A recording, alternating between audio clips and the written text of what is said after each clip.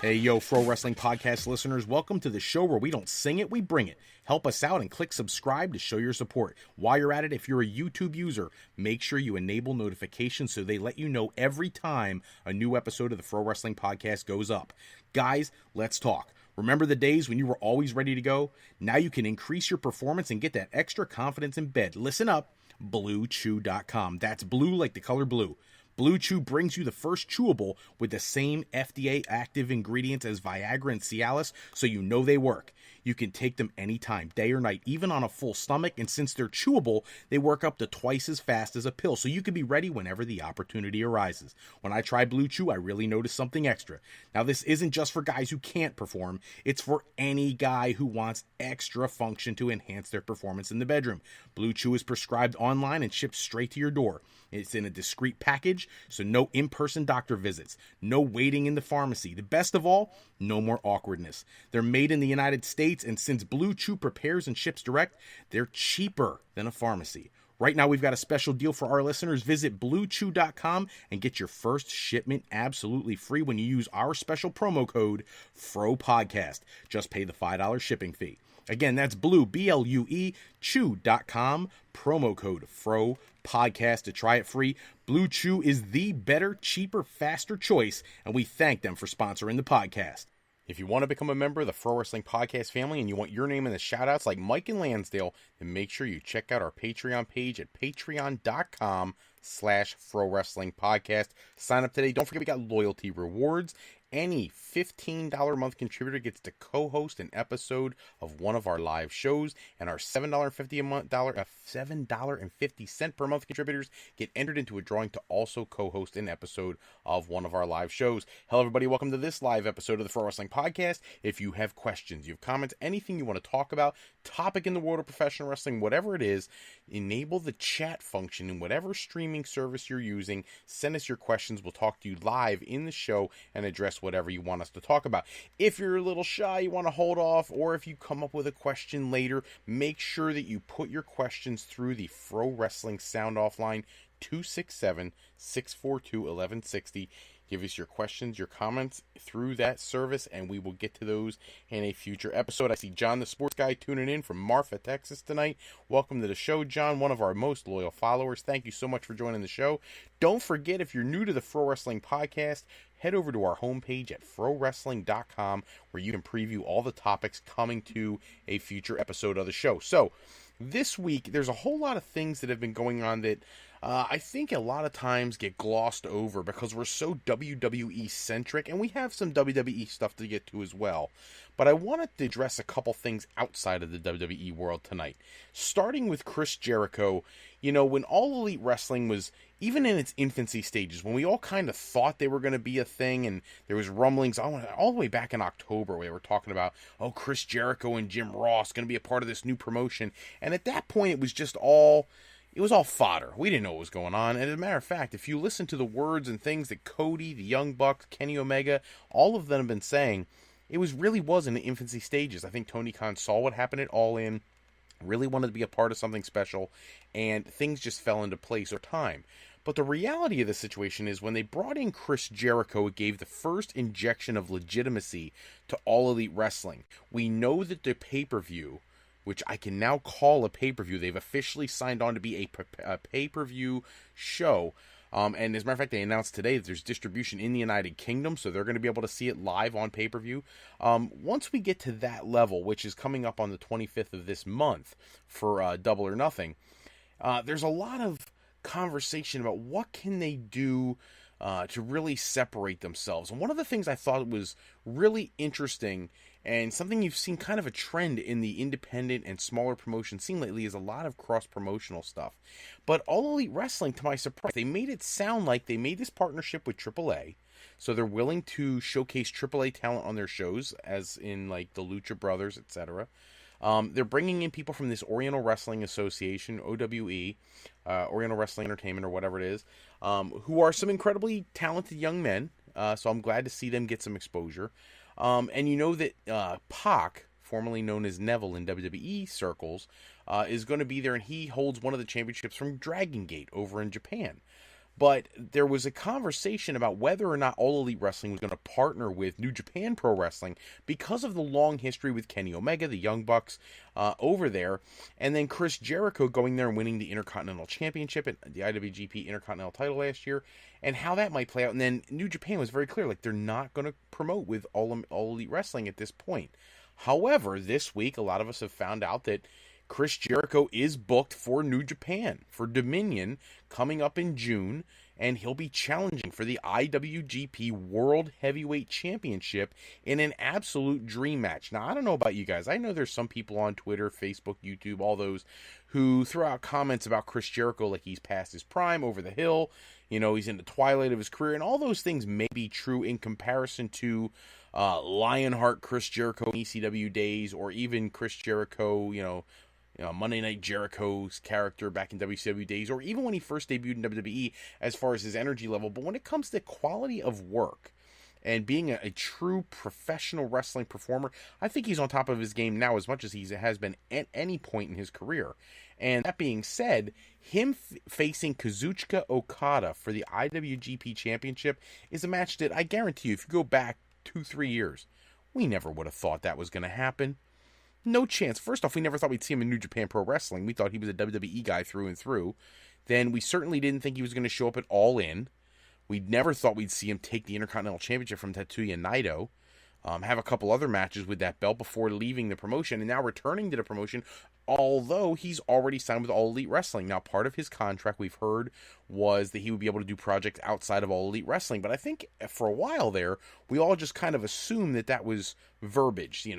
In theory he can do this, but he's not really going to do this, and apparently that's not true. He's going to be at one of their biggest shows of the year, Dominion, which is the last major show before they really kick off the G1 Climax series, which, if you are not familiar with the G1 Climax, one of the most innovative and incredible wrestling tournaments you will ever find. WWE could only dream of being as creative as the G1 Climax is. And so he'll be returning to New Japan for that match. And I think it's incredible for the business, because I really think, with the fans being as smart as they are right now, the diehards, I'm not talking about mainstream wrestling fans. I got into a whole debate about that, and I'll get into that a little bit later with somebody online today, the difference between mainstream wrestling fans and people like you and I, people who tune into podcasts like this and who discuss these topics. But I think for people like us, cross-promotion is the most beautiful thing that could possibly happen to pro wrestling. Seeing Impact Wrestling stars and Lucha Underground stars or Ring of Honor stars all showing up at shows together and having these storylines that are very isolated to their separate brands, but then can cross over every once in a while. And I think it opens up the wrestling audience to something that we really never had during the WWE and WCW era. We didn't see a lot of that. I know the last time, before we got into contemporary partnerships with these companies co-promoting, the last time I remember something like this going down was back in 1988, when the AWA and World Class and Continental, all of them got together, and they held Super Clash 3, and they had stars from all their promotions on. They had a unification match with Jerry Lawler and Kerry Von Erich for the WCCW and AWA World Championships and all that. But really, that was an anomaly. Before that, you got to go all the way back to like 83, 84, 85, when the NWA and the AWA used to do some things. You can go a little earlier in 80, 81, 82, when the NWA champion would show up at Madison Square Garden every once in a while. You'd see stuff like Dusty Rhodes coming up from Florida, challenge superstar Billy Graham, things like that. But it wasn't a popular thing. Nowadays, a lot of the shows, they really are so similar, and you get to see some really unique matches that you didn't always think you were going to get to see. Who'd have thought we'd have seen the Lucha Brothers against Rob Van Dam and Sabu? Like, for real. And for those people who are like, Rob Van Dam and Sabu are irrelevant anymore, I got some of those comments when I mentioned them in a previous episode. They looked about as good as they did in their prime the last time I saw them wrestling. If you didn't see the Philadelphia tapings for Impact Wrestling, wait till you do. Sabu put on a clinic. He looked better now than he probably has in his entire career. So keep those things in mind when we think about some of the incredible matches that are happening because of cross-promotion. Now, want to get into some WWE news. The big story of the week is with all the names that are going to be at this Saudi Arabian show. Bill Goldberg being one of them. Everybody knows Goldberg has been signed to do the Saudi Arabia show. We talked about it on our last episode. Word came out this week, courtesy of Randy Orton, so take that with a pinch of salt if you'd like, but I don't often find Randy Orton to be, non-trustworthy. I think he's very much shoots from the heart, and he's claiming that Goldberg is making $2 million for this appearance in Saudi Arabia. I don't know if that's true, but that's what all the various websites seem to think, is that Goldberg is going to be making this huge chunk of change for this appearance. So the question becomes, well, who do you put him against? And what do you do storyline-wise? So we had some conversations online, and I saw a lot of, banter back and forth on all the different groups that I belong to. People saying, they're going to have him take the WWE Championship from Kofi Kingston, and they're going to have Seth Rollins lose the Universal title to Brock Lesnar, and then the two of them are going to meet at SummerSlam and unify the titles because Fox wants to have one champion. And that's ludicrous. Not going to happen. However, if you pay attention to all the other WWE talent, Bobby Lashley was in the news because he was on Twitter talking about Bill Goldberg returning, and it seems like, I know some of us really would like to see the Bobby Lashley versus Brock Lesnar match. We never got a chance to see. But Bill Goldberg versus Bobby Lashley, if they let Bobby Lashley actually perform, and I say that because for the last 3-4 months, it's almost like they've put him in just positions to look bad. And Bobby Lashley's a world-class athlete. He's an incredible talent. If you watch his work in TNA, he's just off the charts. And he had a great mixed martial arts career going before he kind of took a step away from that for a while. I think he and Bill Goldberg, if given enough time and given a proper storyline build, could actually make the match interesting.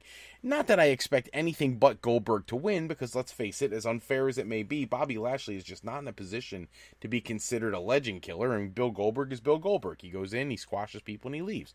But I think they should give him a few more minutes, because I think Lashley could get something good out of Goldberg, and I think Goldberg has more to offer, especially if you're backing up the Brinks truck for $2 million. Now, there was word coming out this week that he was signed more long-term, and that this was a way of keeping him away from All Elite Wrestling. I don't know if I buy that anymore. The Wrestling Observer put out there that they don't believe that that's the case, that this is a one-off. And I believe that. I think it is a one-time deal. But if he's willing to come back for this payday, there are other Saudi Arabian dates. And if he gets a great reception from the people in Saudi Arabia, why not bring him back over and over? As long as he's willing to work it, it's kind of like The Undertaker. Why do we ever question whether The Undertaker is coming back or not? If WWE thinks they need him to pop ratings, he's coming back. That's just the way it works. So I think the match would be interesting, and I'm kind of looking forward to seeing that. Speaking of the Saudi Arabian show, I thought it was funny. I saw Mick Foley was on Twitter and on Facebook putting out that for the right amount of money, he'll come out of retirement and perform in Saudi Arabia. And you know what I find funny about that is that I think what an incredibly cool opportunity that would be for Foley versus The Undertaker. All these years later, have him do one more match. And the problem is I don't think Vince has ever really considered Mick Foley to be a draw enough to pay him to be there. But if the Crown Prince is so into these 80s and 90s and early 2000s wrestlers, Mankind was huge. Let's be honest here. He was an incredible influence in 95, 96, 97, 98. So there's no reason to think that he wouldn't be very over in Saudi Arabia. So, hey, as ludicrous as it seems, and as much as I'm sure Mick Foley was joking about it when he put it out there, I wouldn't mind seeing it, especially if it was the right angle, if he was going to do something with The Undertaker or something of that nature. Or if they're going to have another greatest Royal Rumble match, because that ugly green belt needs to make a return. I actually kind of like the ugly green belt, but if they're going to do that, then he would be perfect for something like that. Short appearance, pay him a little bit of money, get him out on the ring, let him do his 5 or 6 moves that he's so popular for, the running knee in the corner, bust out Sacco, get knocked out, whatever. But I think it'd be cool. Just a little nostalgia added to the show. I want to talk about a few side things that don't get a lot of coverage.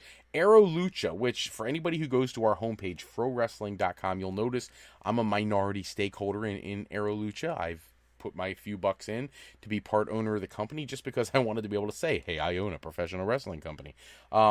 But they had news announced today that Ron Harris, if you're familiar with Ron and Don Harris or Jacob or Eli Blue or what Skull and 8 Ball, whatever words or faction names or stage names they used in their various incarnations in WWE and WCW, Ron Harris is now the new president of Aero Lucha.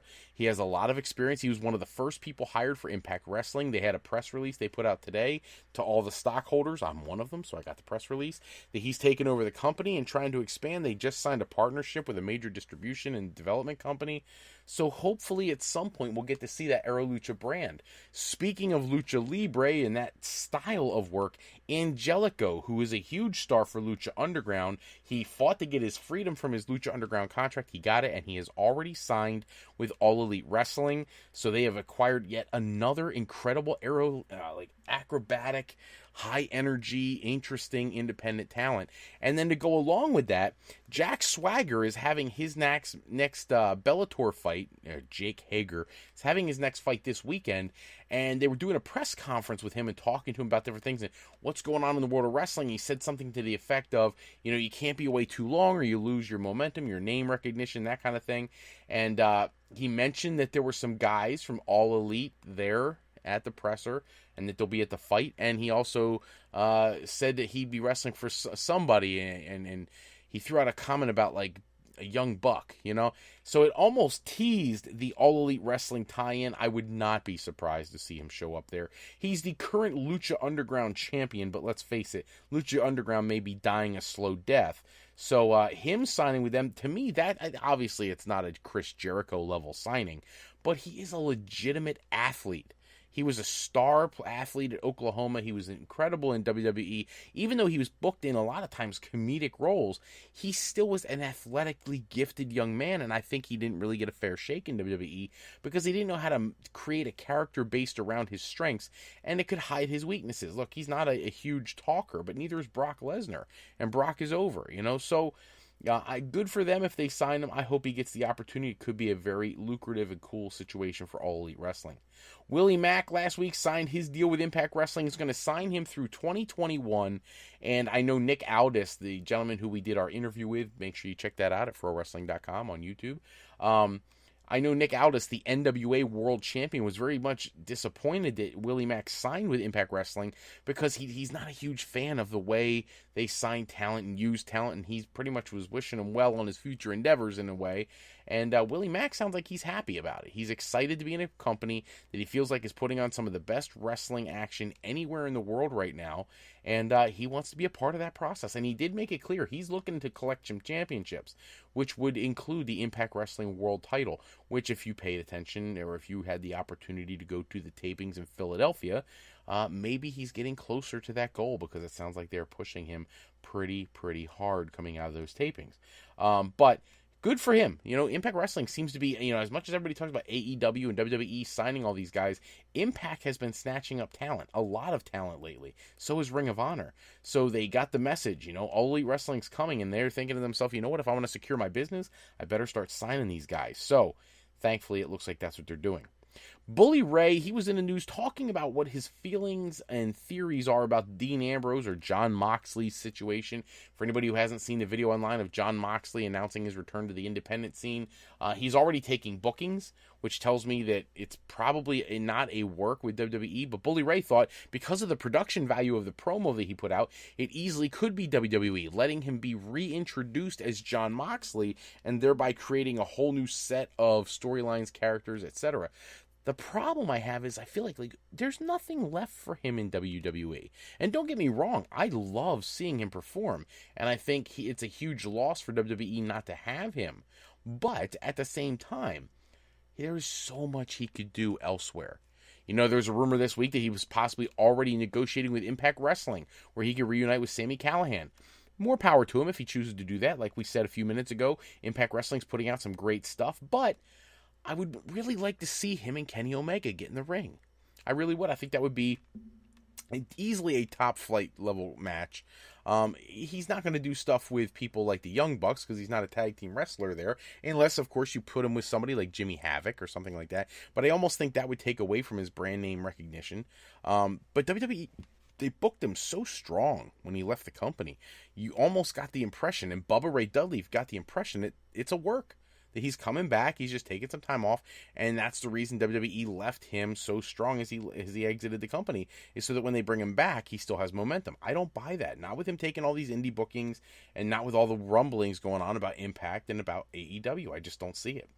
Viking Raiders, the NXT tapings, they are going to relinquish those NXT Tag Team Championships. I think it's a horrible way to do business. You know, back in the day when you were leaving one company to go to another, you always dropped your belt because you obviously couldn't be WWE champion and go to WCW, hence the whole Montreal Screwjob thing. And so, but that's not the case anymore. The NXT brand is a WWE brand. You're not going anywhere. And there's no reason, if they're going to have you for months be on Raw and SmackDown, you could have easily done a few shows on NXT to drop the tag team titles to the next team who deserves them and go that route. Instead, they're gonna relinquish their championship. I think it makes them look weak on their way out the door. And I don't like that. I really don't. Now, I see how strong they're being pushed on Raw, but let's face it, who's on Raw that matters? What, the Usos? Who just got squashed by a tag team that's never appeared before, you know, and Eric Rowan and Daniel Bryan, which, by the way, I think that's an incredibly stupid move as well. But then again, I guess if you're going to keep the championship on Kofi Kingston, you got to do something of substance with Daniel Bryan. Maybe giving him a tag team championship run can allow him to do something with this echo-friendly Daniel Bryan version. But I don't know. It's a little weird, but we'll have to see what they do with the Viking Raiders. I think they'll be tag team champions very quickly, which sometimes I think is a blessing in disguise. Sometimes I think it's a curse. A lot of expectations. You come out, you get the championship, and then the talent around them is really not on par with them. So then it's not as engaging. It's not as exciting as it could be. Who wants to face Brock Lesnar at WrestleMania 36? Well, that question was answered on Twitter when Matt Riddle made it clear he wants to be the man to retire Brock Lesnar. Now, I don't see any way for WWE to build Matt Riddle to the level to defeat Brock Lesnar next year. I just don't see that. However, the word on the street is that Brock wants to retire next year at WrestleMania 36. So I don't think if Matt Riddle ever get his chance if he doesn't get it next year. However, I don't see any time for them to call him up. He's still, look, I know he had an incredible career on the indie scene, and I'm supportive of everything he did in the independent world.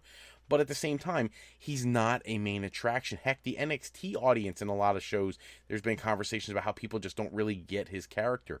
So I don't think he's anywhere close to being ready to come out and face Brock Lesnar.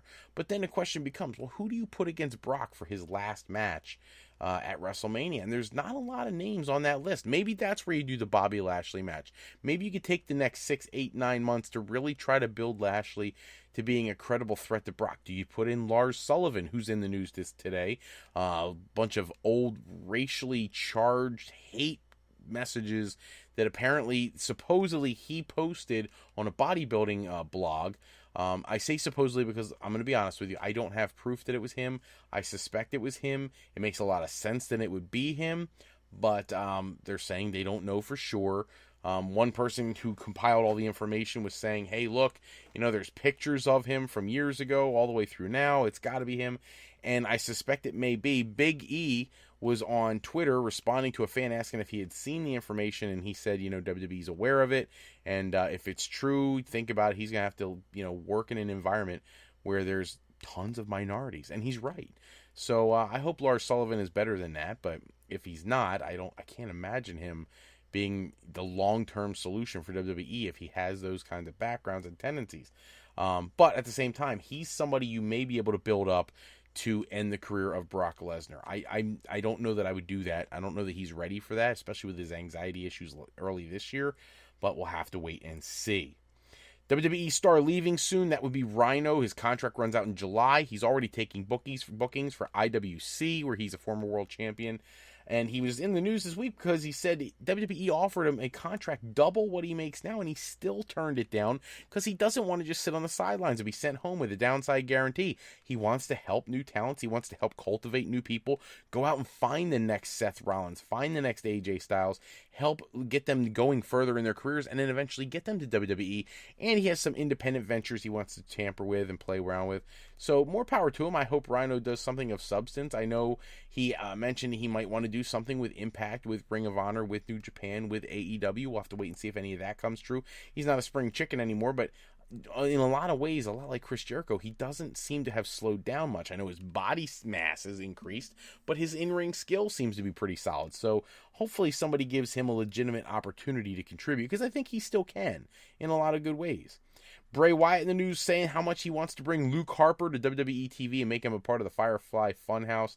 I'm done. I know the first week or a week and a half or so, people were like, "Oh, this is different. It's fresh." It's not my thing. I'm not a fan. I like Bray Wyatt a ton. I would much rather see him in the ring, not in these stupid vignettes. It's a waste of an incredible talent. He's been off TV for like 9 months. As far as wrestling, we need to get him into a ring, and he needs to be in a decent, high-profile match. You're wasting an incredible talent, some of the best years of his wrestling career, on this dumb stuff. And I hope we get away from it and get into something more serious very, very soon. This is not like the Fashion Files. That was fun and silly, and it was with two guys who really didn't have anything else going on, and let's face it, weren't the size of guys that WWE typically pushes on the main roster. So I was okay with the Fashion Files. This I'm not. I want to see Bray Wyatt wrestle. I mean, he's an incredible in-ring performer. I want to see that. Just my opinion. And Becky Lynch in the news. Final topic we'll talk about today is Becky Lynch issuing a challenge to Sasha Banks, who earlier in the week had issued a challenge to Tessa Blanchard, both via Twitter. Now, here's the thing. I think Becky Lynch versus Sasha Banks is something that should really happen no matter what. I think that's just waiting to happen. Getting her to come back to the company, that's going to be the challenge. We've all heard that she's, thinking about sitting out the remaining parts of her contract or whatnot. I think that's not the best decision for her career, but if that's what she's going to do, she's going to do it.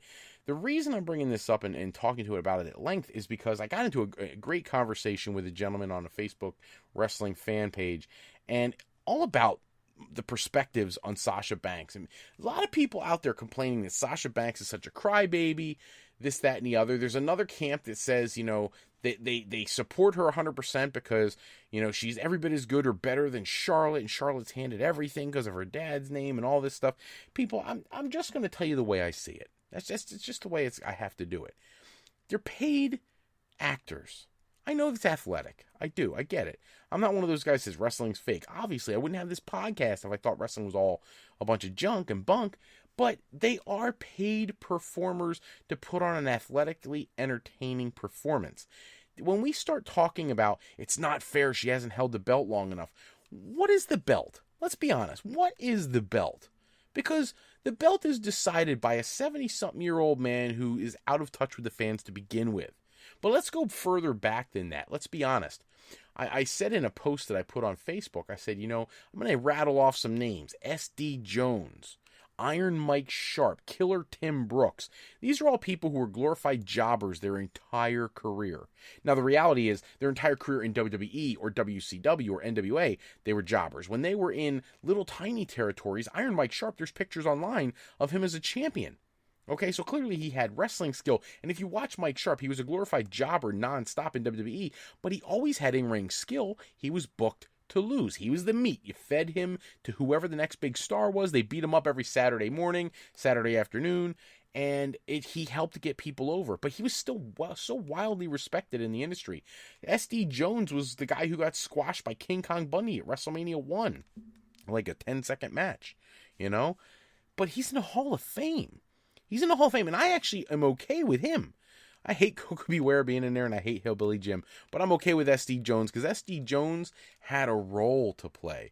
People marketed people like Coco Beware and Hillbilly Jim to be stars. No one ever marketed S.D. Jones to be a star. He had a role to play, he did it, and he did it as good or better than anybody. He was beat up all the time. And then, from there, we'll move on to people like adorable Adrian Adonis.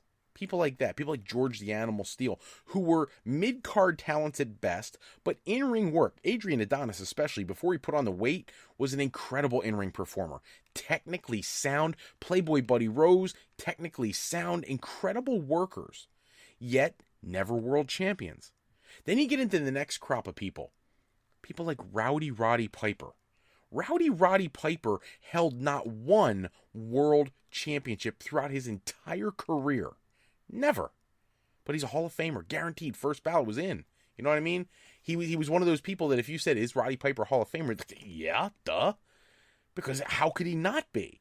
Heck, WrestleMania may not have ever been a success ever if he wasn't such a heat seeker. Somebody who can go out there and get the attention of the crowd and make people genuinely hate him so much. I remember hearing him say, did people pay to see Hulk Hogan, or did people pay to see Hulk Hogan beat up Roddy Piper? And I really do believe most people paid to see Hulk Hogan beat up Roddy Piper. He was a heat seeker, and he wasn't world champion. So when we talk about Sasha Banks and, oh, she's had championship reigns, but she hasn't had them long enough, and it's ridiculous as hard a worker as she is. Roddy Piper wrestled from the age of 15.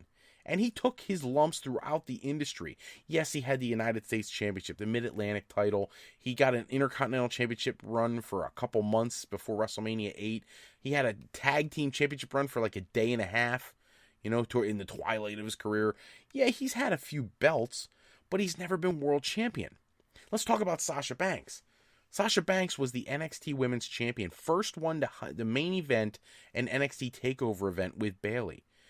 She was the first woman to main event Raw in a women's match.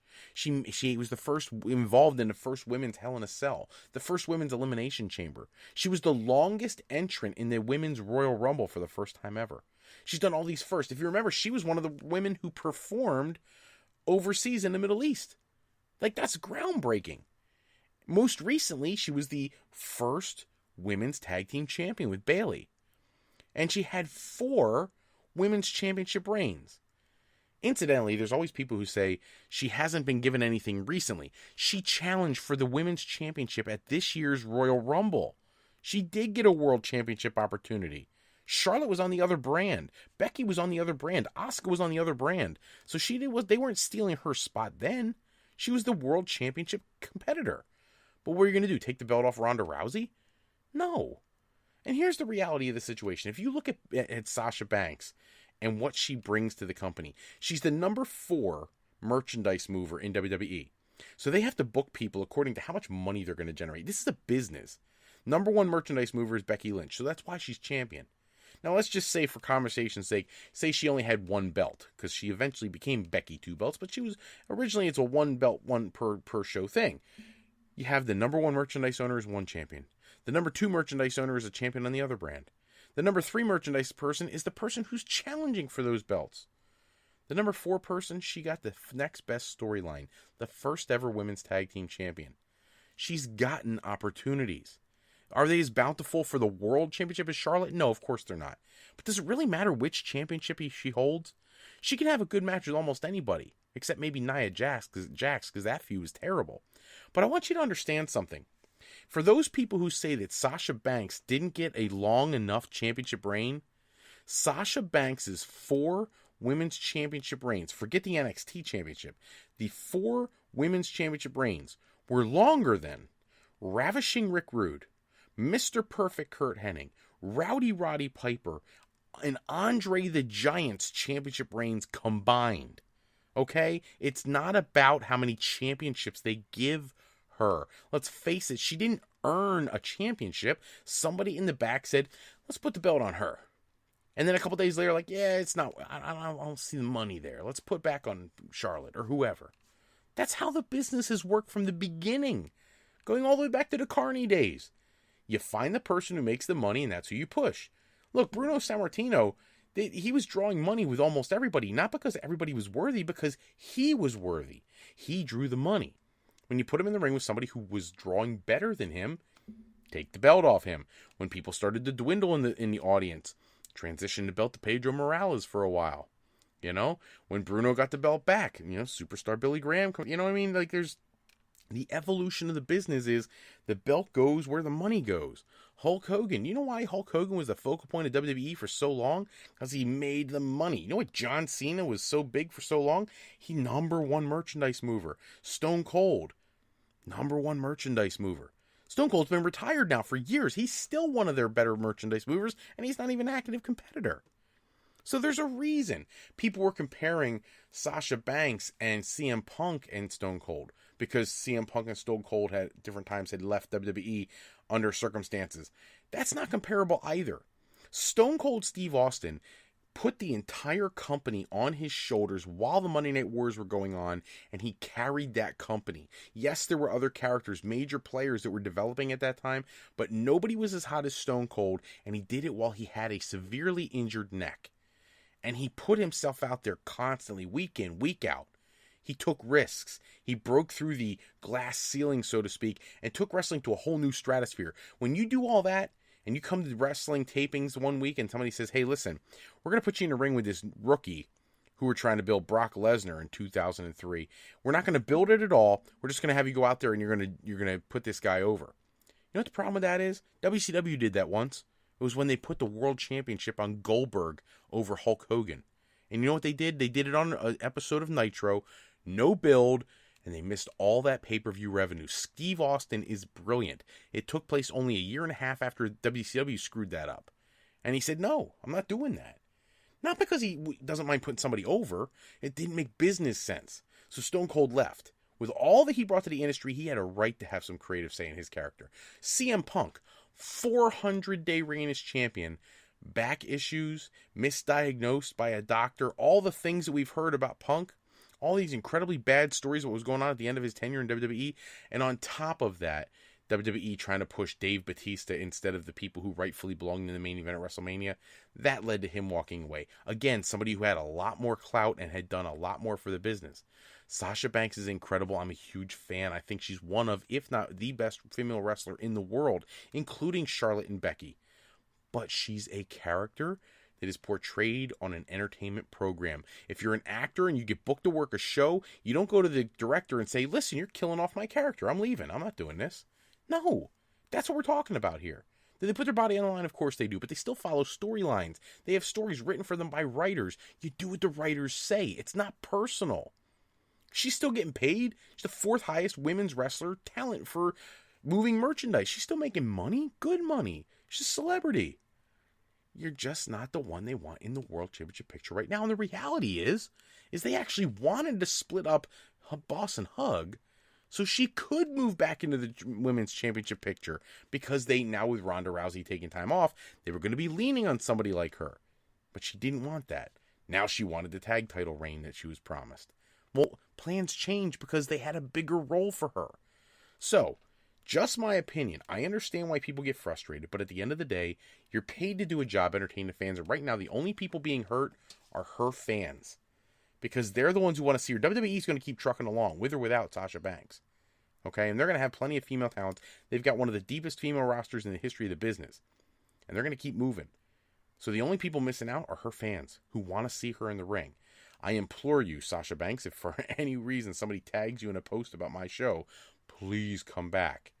I don't think she's a whiner. I don't think she's a baby. I don't think she's pouting. I don't think she's just leaving over creative. I'm sure there's a lot of frustrations going on in her world, and I appreciate all of those. But WWE's going to hold you to the term of your contract anyways, so just come back and entertain your fans who want to see you. They adore her, and it increases her salary if she shows up, because then she gets a residual benefit from appearing on DVDs and things of that nature. So I hope we get to see her come back sooner rather than later. That's all the time we have for this episode. Check back with us next episode. We'll run down the latest wrestling news and rumors. Special thanks, as always, go out to bensound.com and purpleplanet.com for producing all the music and sound effects used in our shows. Today's podcast was sponsored in part by Beazle Games. Bringing a new friend to family game night is easy with sketchy people. Showcase your artistic side in this game from Beazle Games by going to frowrestling.com and clicking the icon in the middle of the screen. AlleyRepair.com. Contact Alley Repair today for servicing of all your classic skee-ball, pinball, and arcade game needs. If you're sick and tired of dropping $60 to $100 for the latest and greatest wrestling video game, stop immediately. Go to Wrestler Unstoppable, available exclusively through Facebook.